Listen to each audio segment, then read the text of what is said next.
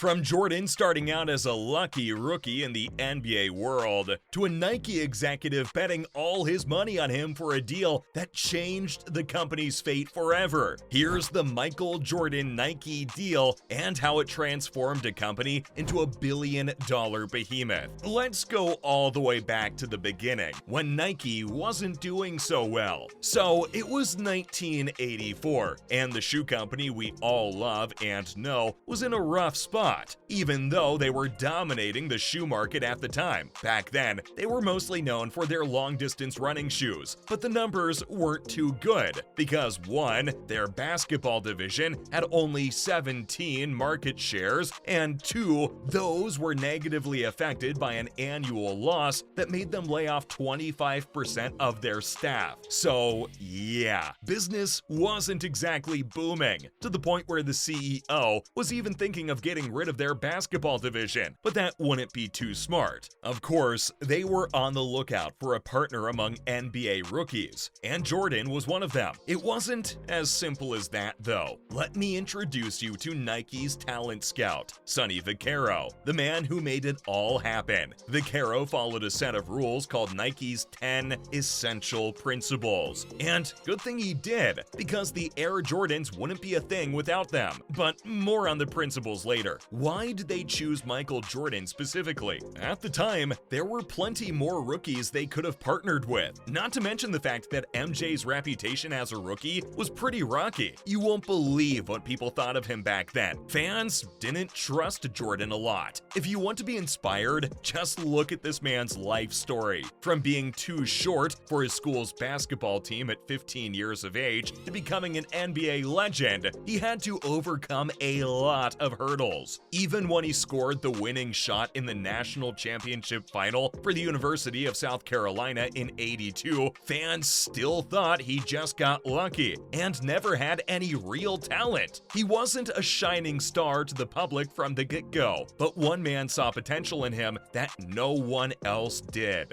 That's right, it was Sonny Vaccaro from Nike. Fun fact, he used to be a PE teacher and even admitted to betting over $1,000 a day on sports once. He was also quite the controversial figure because he used to pay college coaches to deck their players in Nike kits. But back to the Nike deal. Remember how I said he followed Nike's principles? Well, not exactly. He made a gamble on Jordan, but let me tell you how big it was. Vaccaro wanted to pay Jordan all of the endorsement money. The company's usual strategy was to divide $250,000 across 3 endorsement deals with different NBA rookies. So this move was bold. Sonny wanted to give it all to Michael and came up with the idea of basing a shoe line around the athlete instead of the other way around. Now keep in mind, Jordan was being eyed by other companies for deals, even Adidas. They were offering him a deal, but Nike's was way bigger. Still, Jordan was very hesitant to choose them. Vaccaro told The Guardian that he'd only met the basketball player once in his life, and in that meeting, he told the Nike executive that he loves Adidas and was probably going to go for them if the money was right. So then he asked the rookie what's really the most important to him, to which he answered, family. What was Sonny's next plan of action? You might want to sit down for this one, because Vaccaro called up Jordan's mother. Talk about fighting for what you want, right? Yep, the executive dug through records to find Jordan's home number and called his mother, Dolores. He went on to say that the two of them built a pretty solid relationship over the phone,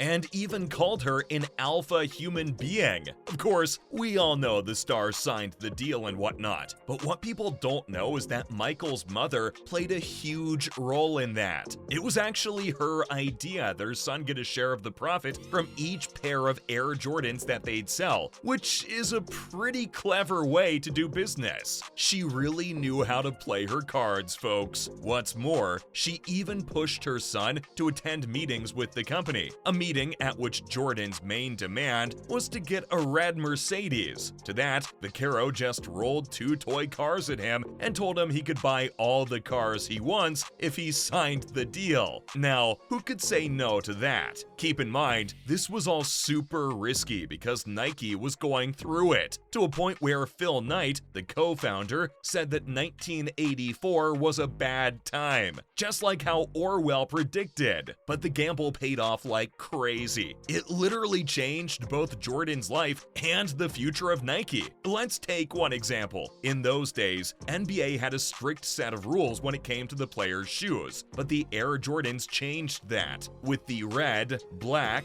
and white Air Jordans. Those were the first ever pair, and they weren't fully white. Again, another risk. The shoe company promised to pay the $8,000 fine the NBA would put on Jordan for not wearing sneakers that were white enough, which is pretty solid proof that they were confident in their decision. Plus, they fined the basketball player each time he wore those Jordans, which amounts to a lot of money. Luckily, the sales went through the roof. The sales prediction was that they'd make $3 million of sales in the first 4 years of a 5-year deal, which is good, right? Instead, they made $126 million in the first year alone.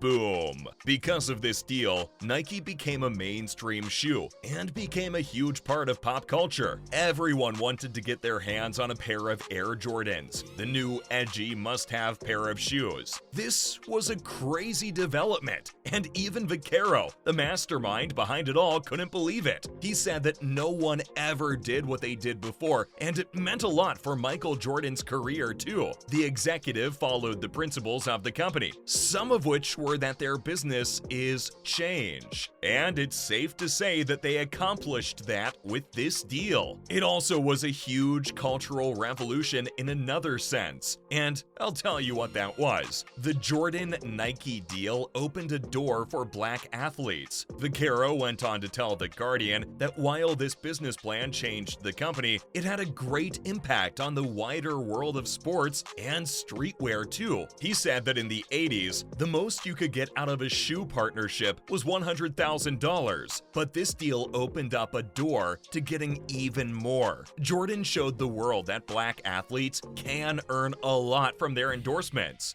Just look at how older versions of the Air Jordans are being auctioned for $1 million now. Paired with the fact that the man himself went on to win 6 NBA championships with the Chicago Bulls, is now a millionaire and a cultural legend, and even owns his own basketball team called the Charlotte Hornets, this deal really transformed a whole company and an athlete. Even at 60, he earns more than $500 million a year from his partnership with Nike. Well, there you have it. That was the whole story behind the Jordan-Nike deal.